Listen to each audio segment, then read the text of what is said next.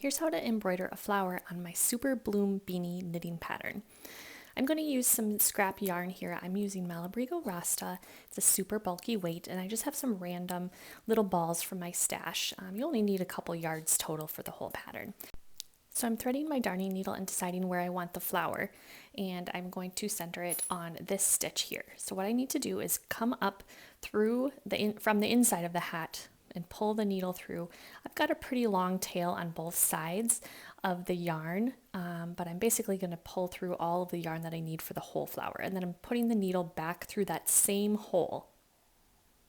And now you want to decide on how long you want the petal to be. Mine is about the width of 2 stitches, I would say. And then I need to secure the edge of the petal by coming up through the knitting again from the wrong side. So I'm finding a bar between the rows to secure that petal on. So I'm bringing up the needle and I'm going to go through the loop of that petal.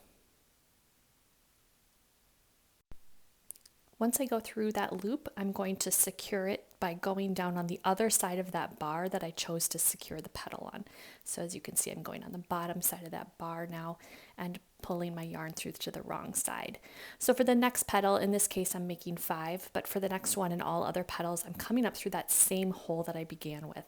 So again, come up through the back, decide on how long you want your petal to be. I'm trying to make mine about even, but if you wanted yours to be slightly different sizes, that would look cute too.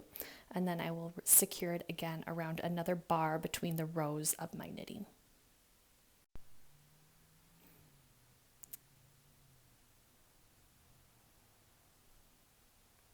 And then you'll just continue on like this with however many petals you'd like. I'm doing 5 here. So again, I'm just going through that same hole that I used the whole time. And then when I've completed the flower, I'm going to just cut the ends of the yarn and use a felting. I'm going to tie them to secure them and then use a felting needle and my felting mat to just needle felt the ends so that they don't stick out and be uncomfortable on the inside of the hat. I'm using all one color here, but you could use multiple colors from your yarn stash or do them all one color. Have fun with it and be creative, and I hope you enjoy.